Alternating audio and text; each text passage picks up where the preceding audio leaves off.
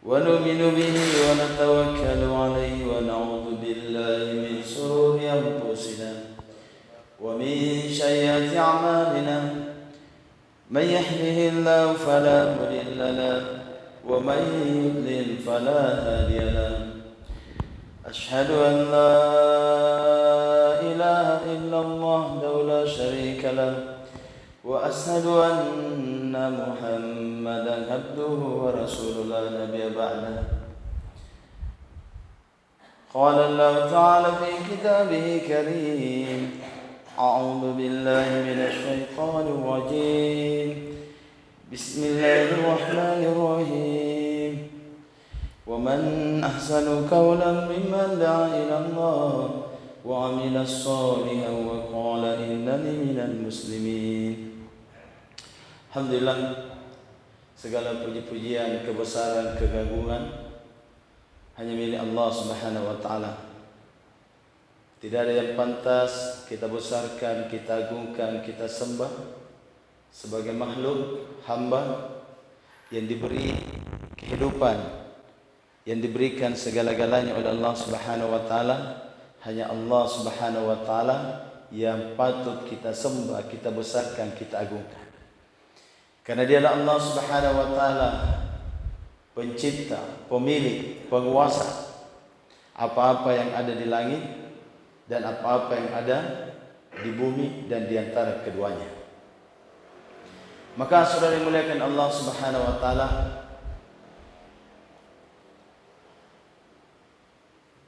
Rasulullah sallallahu alaihi wasallam satu ketika bercerita kepada para sahabat bahwa ketika aku berjumpa dengan Allah Subhanahu wa taala, maka Allah taala berfirman kepadaku, kata Rasulullah sallallahu alaihi wasallam, "Wahai Muhammad," kata Allah, "amal apakah yang membuat para malaikat mukarrabin itu saling berbantah-bantahan karena cemburu?" Mereka bercerita cemburu karena manusia. Maka Nabi sallallahu alaihi wasallam menjawab, hanya Allah yang lebih mengetahui.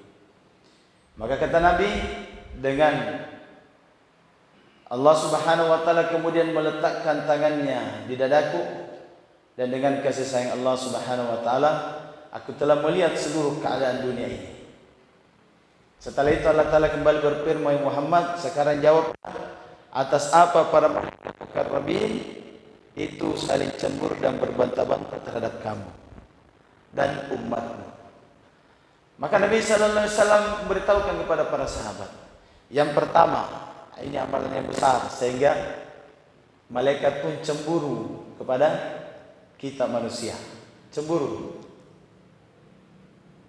Sampai malaikat sebagai makhluk terdekat Allah itu cemburu kepada manusia. Malaikat yang maksum tanpa dosa cemburu kepada manusia yang banyak dosa.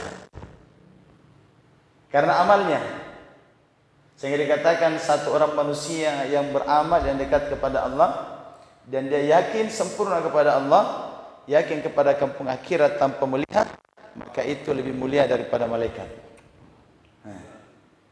Berarti ini yang membuat manusia mulia sampai malaikat cemburu. Apa itu yang pertama? Yaitu berwudunya seseorang di waktu dingin. Di waktu dingin.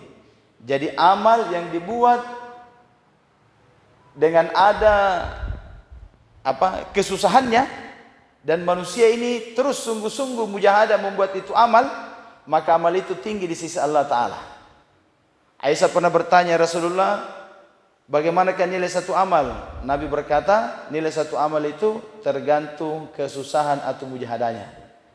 Kalau hujan kita wudu, hujan keras kita berjalan ke masjid, maka itu lebih tinggi pahalanya, mujahadahnya daripada tidak dingin. Maka amal itu tergantung susahnya. Berwudu di waktu dingin. Berwudu di waktu dingin. Yang kedua, langkah kaki orang yang berjalan ke masjid. Jadi langkah-langkah kaki Bapak ini datang ke masjid itu sangat dicemburu malaikat. Karena kita tidak melihat janji-janji Allah surga bagi orang-orang yang sholat, diberi ketinggian derajat, diampuni dosa. Tapi kita yakin dengan itu janji. Sedangkan malaikat ibadah dengan melihat. Sedangkan kita ibadah tanpa melihat itu semua. maka malaikat katakan, Nabi tak memang. Jadi bapak ini orang dicemburui. Bapak orang yang dicemburi, orang yang datang ke masjid itu sangat dicemburi oleh malaikat. Kemudian amalan yang ketiga, yaitu orang yang duduk di antara satu waktu solat dengan solat yang lain. Tadi dia katakan seperti orang ibadah sunnah terus menerus, tapi malaikat yang masuk tanpa dosa, duduk kita seperti ini, malaikat ikut satu perintah oleh Allah mendoakan orang-orang yang duduk seperti ini. Doanya, Allahumma ghafirlahu warhamhu. Ya Allah, sayangi semua yang duduk, ampuni dosa-dosanya. Yang mintakan doa kita malaikat tanpa dosa, yang dimintai doa kita yang banyak dosa. Nah, yang mana hebat? Kami hebat kira-kira? Hebat berpetawa. Kalau taat. Kalau taat, hanya motor kita tidak menanggap doa. Malaikat ini, kita harus yakin malaikat ini ada. Orang beriman, rukun iman itu ada 6. Iman kepada Allah, kemudian yang berikutnya iman kepada malaikat. Malaikat Allah ini ada sekarang. Allahumma ghafir lahu warhamhu, Allahumma ghafir lahu, ini doa terus sampai selesai daripada majelis ini. Luar biasa jadi manusia. Ketiga taat. Inilah meninggikan derajat kita dibandingkan para malaikat. Allahu Akbar. Maka bersyukur kita bisa duduk mendapatkan kemuliaan-kemuliaan tersebut. Maka saudara dimuliakan Allah Subhanahu wa taala, lagi-lagi kita ulang bahwa sesungguhnya kejayaan kesuksesan manusia di dunia yang sementara 60-70 tahun dan akhirat selama-lamanya itu hanya Allah Ta'ala letakkan pada amal agama yang sempurna. Jadi di sini amal agama yang sempurna. Yang mana itu amal agama sempurna? Amal agama yang telah dicontohkan oleh Nabi Sallallahu Alaihi Wasallam, kemudian diikuti oleh para sahabat. Para sahabat inilah yang menjadi contoh stempel kita atau patron kita yang menjadi amal agama yang sempurna. Sahabat. Punakana Nabi itu kan Nabi, banyak orang seperti itu. Maka hadirlah sahabat yang menjadi contoh amal agama sempurna. Di mana letak kesempurnaan agama sahabat? Setiap amalan sahabat mampu menarik pertolongan nusratullah. Langsung menarik pertolongan Allah. Karena amal agama yang sempurna itu akan mampu menarik pertolongan Allah. Hari ini kalau pertolongan Allah belum datang dalam kehidupan kita, berarti agama kita belum sempurna. Maka ini yang mau diusahakan. Maka perlu usaha menyempurnakan agama. Para sahabat sempurna betul amalnya. Begitu mereka sholat, ada sesuatu, mereka sholat, datang pertolongan. Dengan sholat yang sempurna, mereka Muaz bin Jabal membelah gunung. Dengan sholat yang sempurna, pasukan daripada salah satunya di dalamnya ada Abu Hurairah, maka pasukan itu berjalan di atas air. Sampai Abu Hurairah meriwayatkan itu hadis, ketika pasukan ini berjalan di atas air, maka jarumku, kata Abu Hurairah, jatuh ke bawah air tersebut. Dan aku singgah memungut itu jarum yang sementara berjalan di atas air. Dan Abu Hurairah mendapatkan itu jarum. Coba lihat. Abu Hurairah riwayatkan ini riwayat hadis ini. Abu Hurairah ada di dalamnya pasukan tersebut. Bagaimana tengkam aja pundak tur kinjo jarunna. Dari tamparan. Subhanallah. Tapi Allah yang kuasa, Allah yang memiliki laut, Allah yang menguasai. Allah Ta'ala bisa jadikan jalan bagi sahabat, dan Allah Ta'ala bisa menjadikan air yang menenggelamkan bahaya bagi Fir'aun latullah alaih. La ilaha illallah. Allah pemiliknya. Bagi sahabat, kalau Allah didapat, maka minta sama Allah, apa maunya Allah akan jadi. Begitulah sahabat, amal mereka sempurna. Maka kita dalam kehidupan ini, itu tujuan kita. Apa? Amalan agama sempurna. Kenapa amalan agama sahabat begitu sempurna? Ini harus dicerita. Kenapa amalan agama sahabat sempurna? Padahal dahulu sahabat kita kenal orang-orang yang jauh dari mengenal Allah, jauh dari agama Allah Ta'ala. Orang-orang hidupnya dulu jauh daripada ketaatan kepada Allah Subhanahu wa Ta'ala. Tapi begitu mereka bersama Nabi, mereka digembleng oleh Nabi, mau mengikuti Nabi, apa arahan Nabi, maka mereka menjadi orang-orang terbaik. Allah Karim.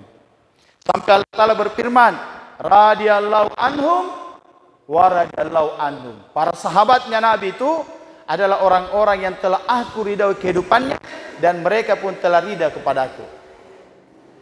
Kalau Allah ridha, kita juga ridha, tidak ada lagi masalah. Ini yang kita tuju, amal agama sempurna. Apa yang mereka buat sampai agama mereka sempurna? Dan di mana mereka ini buat? Maka saudara muliakan Allah Ta'ala, Nabi Sallallahu Alaihi Wasallam mengajarkan 4 amalan Masjid Nabawi kepada para sahabat sampai agama mereka sempurna. Dan di mana diajar? Di Masjid Nabawi. Di Masjid Nabawi. Maka amalan ini harus kita buat di masjid kita, di kalangan kita semua, supaya juga amalan kita sempurna sebagaimana sahabat. Jadi kalau kita biasa kan ngantuk, kita hanya melihat hasil. Anju bajik nanu, kau tidak tahu bagaimana usahanya orang sampai jadi pengusaha besar. Kan gamanya. Biasa saya kan aja ki. Kalau manyan namu yanu, bajik namu talasan. Kita tidak pernah tahu apa yang dia buat, dia usahakan sampai dia bisa seperti itu. Inilah kita manusia, selalu melihat hasil. Tidak mau mengikuti apa yang dibuat oleh orang yang dapatkan hasil. Nah, ini juga kita selalu berbicara tentang sahabat, amalan sempurna sahabat, tetapi kita tidak mau mengikuti apa yang dibuat sahabat. Nah, ini jadi perlu kita tahu. Apa yang dibuat sahabat, apa yang diajarkan Nabi. Yang diajarkan Nabi kepada sahabat, yaitu pertama, di Masjid Nabawi, yaitu amalan dakwah ilallah. Hari-hari Nabi mengajarkan sahabat bicara tentang kebesaran Allah, keagungan Allah, kehebatan Allah, supaya sahabat mengenal Allah Subhanahu wa Ta'ala, supaya iman-iman sahabat tertancap betul bahwa seluruh keadaan suasana datang dari Allah. Kaya-kayanya orang datang dari Allah, miskin-miskinnya orang datang dari Allah, sakit-sakitnya datang dari Allah, semua sembuh-sembuhnya datang dari Allah. Allah, semua keadaan Allah yang datangkan. Itu yang mau dimasukkan Nabi. Sehingga pertama, dakwah ilallah. Hari-hari Nabi mentaklimkan tentang kekuasaan kebesaran Allah Subhanahu wa Ta'ala. Sebagai contoh, Nabi beritahu kepada sahabat, dibacakan Al-Quran kepada sahabat, bahwa Allah Subhanahu wa Ta'ala yang maha kuasa, Allah Subhanahu wa Ta'ala yang maha memelihara, Allah Subhanahu wa Ta'ala bagaimana maha pengatur. Allah Ta'ala mengatur kehidupan dunia ini untuk kemaslahatan kehidupan manusia. Maka Allah Ta'ala berfirman dalam Al-Quran, kamilah yang menurunkan hujan dari langit. Kamilah yang menurunkan hujan dari langit. Jadi punabo Pak, jangan sekali-kali kita berpikir itu karena berat, banyak awan di atas kemudian hujan. Pokoknya jawabannya hujan karena Allah, itu saja. Karena Al-Quran jelas sekali, kamilah yang menurunkan hujan dari langit. Kemudian menyuburkan tanah. Siapa yang menyuburkan tanah? Allah Subhanahu wa Ta'ala. Biar kita ini garap itu tanah pakai sapi, pakai kerbau, pakai alat yang sekarang digarap. Kalau Allah Ta'ala menghendaki tidak subur, tidak jadi tanaman. Allah yang menyuburkan tanah. Maka dari tanah Allah Ta'ala jelaskan, maka dari tumbuhkan tumbuh-tumbuhan dan pepohonan. Coba Pak. Coba kita buka akal kita. Dari hujan, subur, tumbuh. Daripada apa? Rumput-rumput tumbuh daripada sawah kita. Tumbuh rumput dimakan sapi atau dimakan kambing.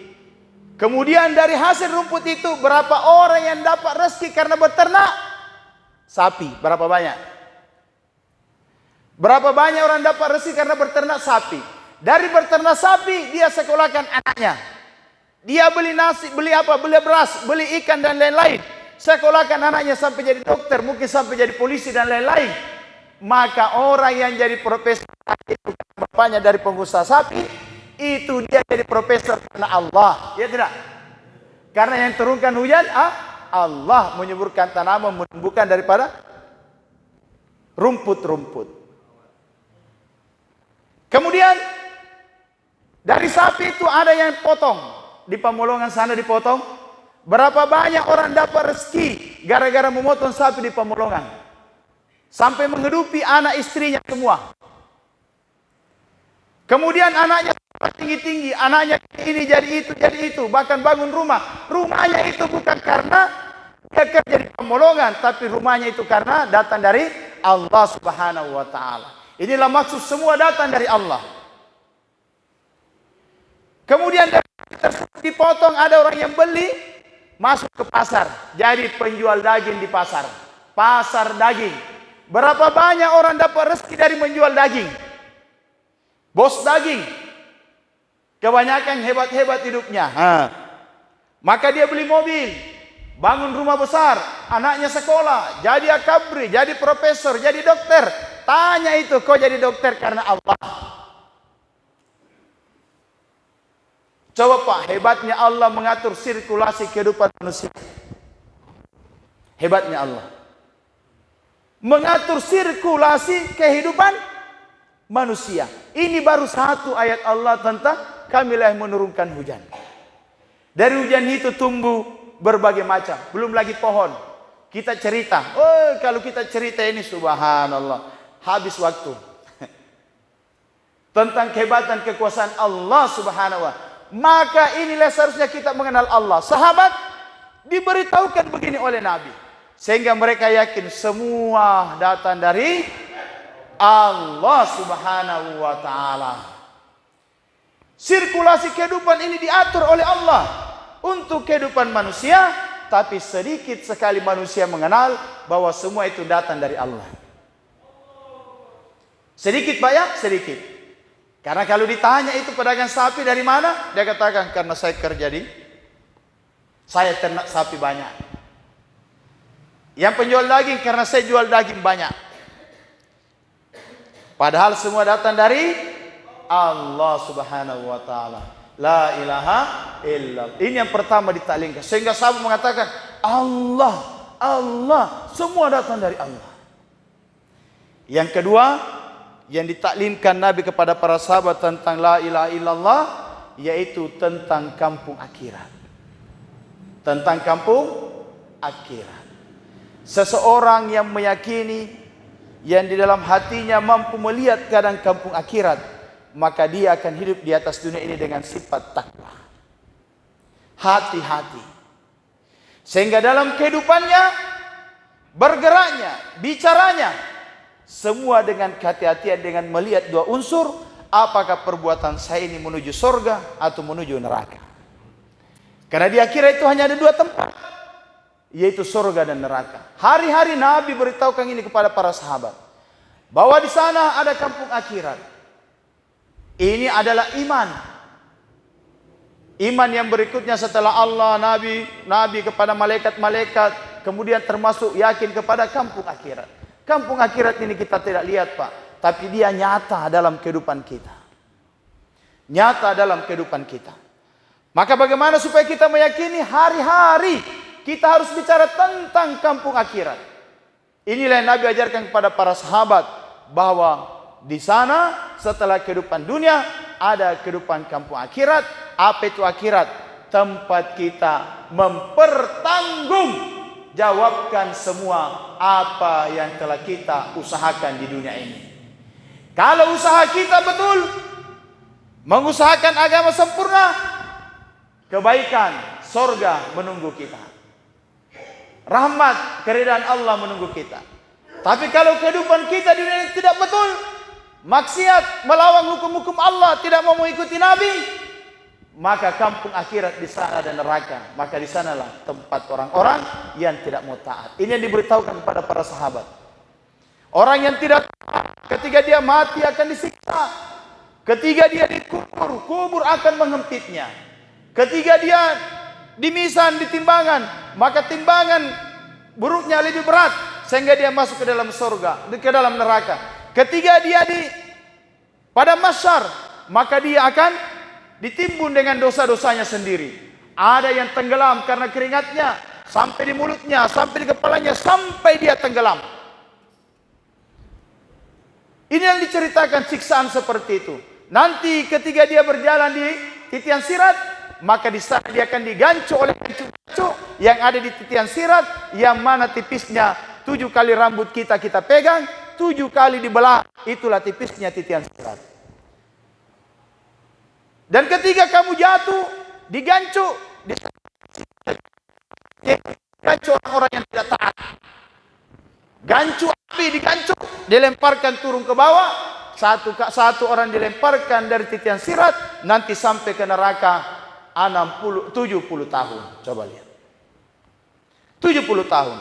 Satu hari akhirat 1000 tahun dunia. Hitung lagi Pak, berapa lama kita jatuh? Hitung berapa lama kita jatuh? Allah. Kemudian diceritakan kepada para sahabat bagaimana Allah Ta'ala sediakan kebaikan di alam-alam berikutnya bagi orang-orang yang taat. Bagi orang yang taat, ketika dia mati, malaikat datang kepadanya, memberikan kabar gembira, memperlihatkan surganya. Ini surgamu, jangan kamu ragu. Allahu Akbar. Ketika dia dibawa ke kubur, malaikat katakan, cepat bawa, kami rindu berjumpa dengan dia. Ketika masuk ke dalam tanah mengatakan, inilah orang yang selalu kami tunggu. Ketika ke masjid, tanah akan menjadi Allahu Akbar.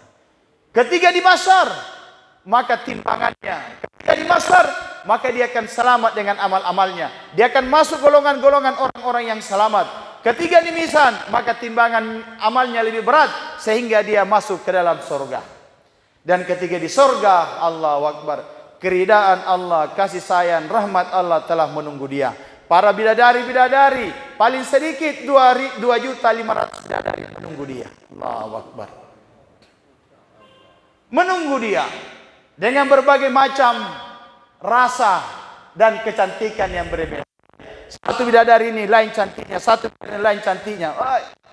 Kalau kita pergi di suatu negara, di situ kumpul tercantik, saya tidak tahu orang-orang tercantik. Dari Arab, dari ini, maka yang kita lihat yang cantik-cantik itu tidak ada apa-apanya. Lebih cantik nanti lagi di surganya Allah Subhanahu wa taala. Sampai dikatakan manusia yang tercantik di dunia ini, kalau dia masuk surga, maka dia makhluk yang paling jelek. Allah karim. Jadi tundukkan pandangan kita. Tunggu yang lebih cantik nanti di surga itu para bidadari. Allahu Akbar. Paling sedikit 2.500.000. Ini yang diberitahukan sahabat sehingga mereka rindu dengan kampung akhirat. Sehingga dalam kehidupan sahabat, seluruh gerakan, perkataan, tindakannya di dunia ini penuh dengan kehati-hatian. Orang yang yakin dengan kampung akhirat, hati-hati kita hidup, Pak. Karena di sana hanya ada 2 tempat, surga neraka. Maka setiap kita bertindak, kita lihat ini menuju surga, lakukan cepat. Ini menuju neraka, tinggalkan cepat. Ada orang yang ajak kita bisnis, kita lihat ini menuju surga, jalankan cepat. Kita lihat di situ ada kesaliman, tinggalkan cepat karena menuju neraka. Hanya 2 muaranya. Ini orang yang bertakwa hidup. Ini penting dan ini bisa kita dapatkan kalau hari-hari kita bicara tentang kampung akhirat. Karena setiap kita mau melakukan satu kegiatan, suatu perbuatan yang dosa, maka yang terpandang di pandangan kita akhirat. Ini neraka, ini bahaya. Allah, ini yang ditaklimkan Nabi kepada para sahabat sehingga terbentuk yakin kepada Allah, mengenal Allah dan yakin takut kepada keadaan kampung akhirat. Maka ini juga harus setiap hari kita buat. Apa yang harus kita buat? Bicara iman, kebesaran Allah, keagungan Allah, kehebatan Allah. bicara tentang keagungan, kehebatan Allah, kekuasaan Allah, bicara tentang sifat-sifat Allah, bicara tentang Asmaul Husna. Gampang sekali Pak. Kita lihat satu pohon mangga di depan rumah kita. Kita bilang sama anak kita, istri kita, cucu kita, ma cini sene taipaya. Hebana Allah di taipaya kunyi kinne, te nena, nasangin jenis solongan jadi pasambilangin ay. Anjo pun dari sirang itu. Jenis bosi jin tabai. Biasa jenis solongan ji. Biasa jenis apa? Jenis bungu jadi sirangan ji. Talik bakka disirang apa? Pewarna eja atau kunyi. Lek bagi. Talik bakkai. Tidak pernah disiram pemanis. Tapi ngapa nak kulit eja kunyi kinjo buahana. Berubah puing hijau kemudian kuning-kuning merah-merah dikupas manis padahal tidak pernah kita siram dan menanam daripada sap pewarna dan pemanis di pohon tersebut. La ilaha illallah. Ini kita cerita semua. Siapa yang bikin? Allah Subhanahu wa taala secara ghaibiyah. La ilaha illallah. Ini penting kita cerita. Jadi segala sesuatu yang nampak di depan kita, di situ ada Allah. Allah taala mengenalkan dirinya melalui ciptaan-ciptaannya. Melalui ciptaan-ciptaannya. Maka ini perlu kita buat bicara kebesaran Allah dan bicara hari-hari tentang kampung akhirat. Maka iman akan muncul, sifat takwa akan muncul dalam hati-hati kita. Yang kedua, apa yang diajarkan Nabi sehingga para sahabat sempurna agamanya? Diajarkan di Masjid Nabawi oleh Nabi, yaitu amalan ibadah dan zikrullah. Karena bukti seseorang itu dekat dengan Allah dengan ibadah, dengan amal-amal ibadah. Terutama sholat. Kalau kita mau melihat bagaimana kedekatan seseorang dengan Allah, maka kita lihat bagaimana dia menjaga sholat-sholat sunnahnya. Semakin banyak orang itu melaksanakan sholat sunnah, berarti dia semakin dekat dengan Allah Subhanahu wa taala. Kalau sholat wajib itu kewajiban. Tetapi bukti orang nyaman dan dekat dengan Allah melalui sholat-sholat sunnah.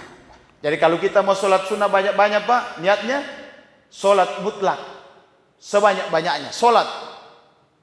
Karena sholat ini adalah mihrabnya orang-orang beriman. Tempat perjumpaannya seorang hamba dengan Allah Subhanahu wa taala.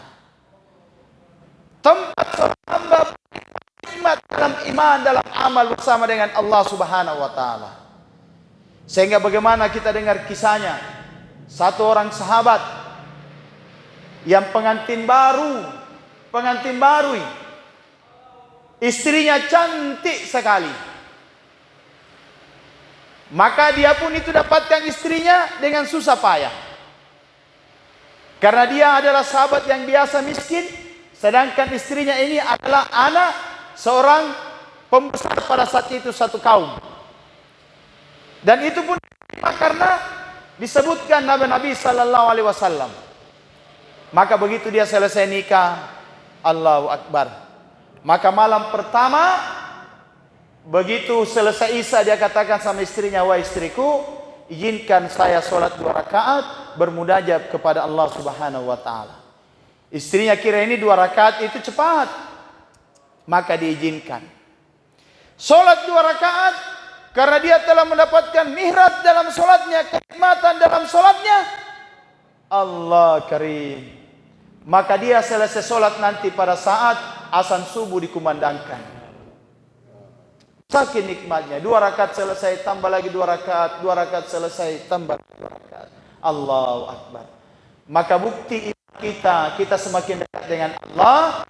Maka lihat amalan-amalan sholat sunnah kita.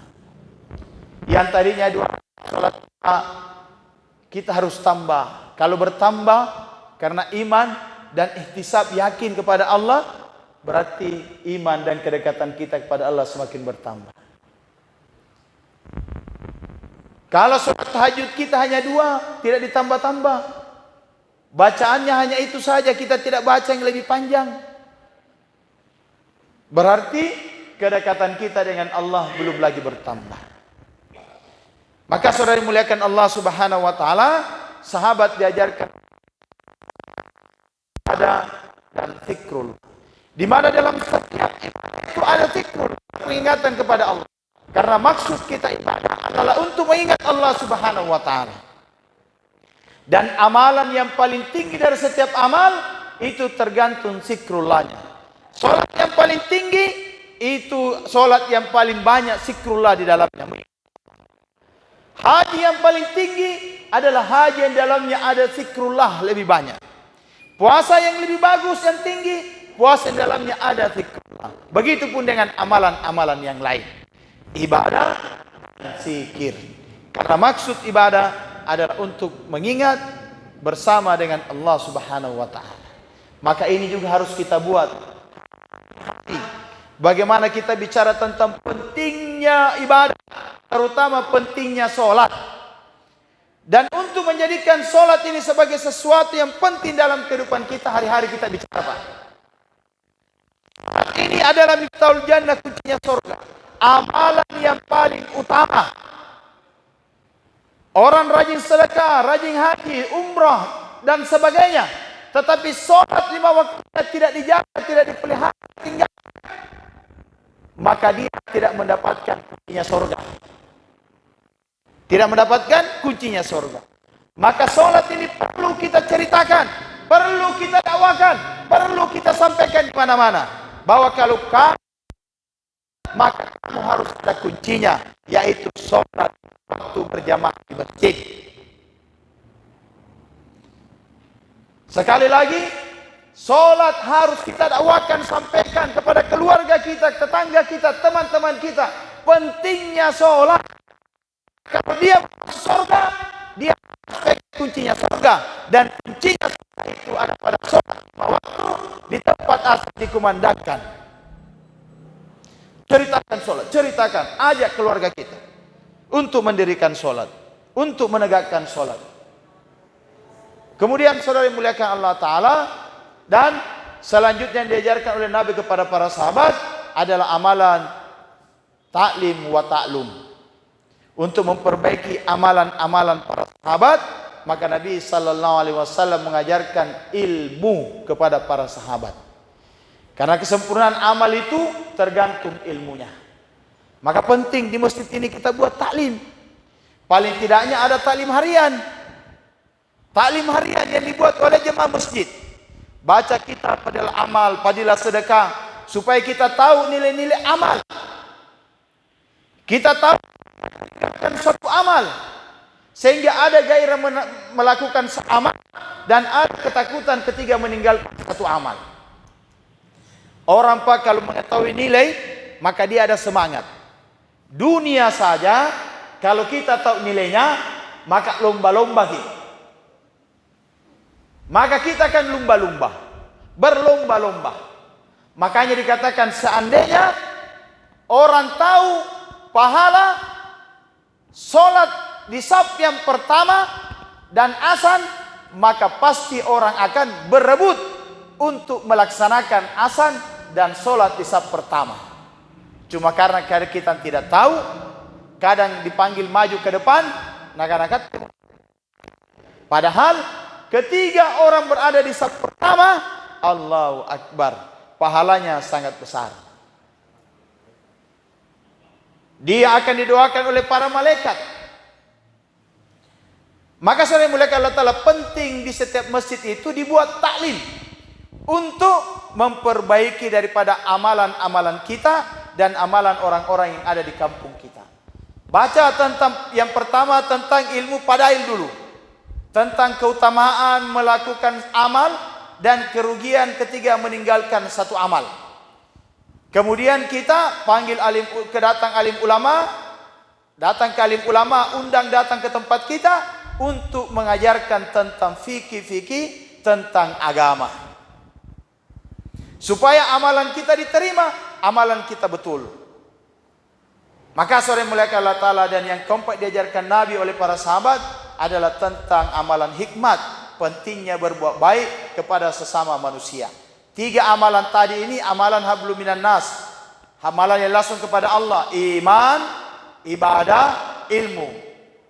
Dan amalan yang keempat berhubungan dengan manusia. Karena berbuat baik kepada manusia, menolong manusia, menunaikan hak-hak sesama manusia, itu kita bagus, iman kita bagus, tetapi kita suka bertengkar dengan tetangga kita. Kita suka ribut dengan orang-orang di sekitar kita. Kita suka bertengkar dengan anak kita. Jika sudah bertengkar dengan istri kita, maka itu belum sempurna agamanya. Jangan sampai ibadah bagus, kita suka menipu. Kita suka bohong. Kita suka ambil barang orang lain. Ambil tanah orang lain. Maka itu orang yang tidak bagus agamanya. Agama yang sempurna, hubungan dengan Allah sempurna, hubungan dengan manusia juga baik dan sempurna. Yang muliakan Allah Ta'ala, untuk mendapatkan itu semua, maka Nabi senantiasa mengajak sahabat untuk senantiasa menyebarkan daripada agama. Setelah diajarkan sahabat bagaimana cara berhubungan dengan Allah, memperbaiki hubungan dengan manusia, maka Nabi sallallahu alaihi wasallam mengajarkan kepada sahabat tentang bagaimana menyebarkan itu kebaikan atau mendakwakan kebaikan. Agama ini bukan untuk konsumsi sendiri, tapi agama ini adalah untuk dipelajari, diamalkan, dan disebarkan. Maka saudara yang muliakan Allah Subhanahu wa taala, maka bagaimana kita berupaya membuat 4 amalan ini di masjid kita, dan juga kita dakwakan 4 amalan ini ke seluruh dunia, ke seluruh masjid, supaya amalan agama setiap manusia pelan-pelan menuju pada kesempurnaan sebagaimana agama para sahabat, sehingga pertolongan Allah Subhanahu wa taala juga berikan kepada kita. Makinlah saudara yang muliakan Allah Ta'ala, maksud jemaah datang adalah dalam rangka untuk kita sama-sama bagaimana mengusahakan agar wujud amal agama yang sempurna. Maka itulah biasa kami mengajak untuk bagaimana usaha, melakukan usaha. Hari 60, 50, 60 tahun kita sudah merasakan usaha dunia. Sudah merasakan usaha dunia. Yang tadinya tidak mau jadi motor, tidak ada rumah menjadi ada rumah, tidak ada daripada toko menjadi ada toko, itu karena usaha dunia kita. Maka sekarang kita juga mau belajar mengusahakan menyempurnakan agama dengan cara meluangkan waktu kita sungguh-sungguh untuk mengusahakan agama ini. Maka kita datang, ini jemaah-jemaah gerak 40 hari datang untuk kita sama-sama mau mengajak, mari Pak, kita sama-sama belajar mengusahakan agama yang sudah ada sama kita bagaimana lebih sempurna lagi. Dan itu harus ada usaha. Harus ada usaha. Sebagaimana tadi usaha para sahabat yang diajarkan oleh baginda Nabi sallallahu alaihi wasallam. Insyaallah semua kita siap deh, masyaallah. Maka kami berharap kurang lebih 2 hari ini nanti hari apa itu? Selasa kita pindah di masjid yang sebelah kiri. Di sana yang baru dibangun itu yang bertingkat. Maka kami berharap ada daripada orang-orang di kampung ini mau belajar bersama kita dalam rangka menyempurnakan agama. Bagaimana membuat taklim, bagaimana belajar mendakwakan la ilaha illallah, mendakwakan kampung akhirat. Inilah yang kita mau belajar dalam rangka menyempurnakan agama kita. Insyaallah Pak, kami berharap ada orang tua kita di sini atau anak-anak muda umat di sini yang mau sama-sama kita belajar menyempurnakan agama, dan ini judulnya usaha menyempurnakan agama. Usaha menyempurnakan agama. Kita semua keluarnya dalam rangka itu. Karena kami tahu iman kita masih rusak. Yakin kita kepada kampung akhirat masih rusak. Amal kita masih rusak, belum sempurna. Solat kita belum khusyuk. Begitupun juga daripada ilmu kita masih lemah. Begitupun juga kita kadang bicara kita sama orang belum bisa dijaga. Adab terhadap orang tua juga masih belum bagus. Maka itulah kami keluar dalam rangka untuk belajar, memperbaiki diri, mengusahakan agama sempurna dalam kehidupan kita.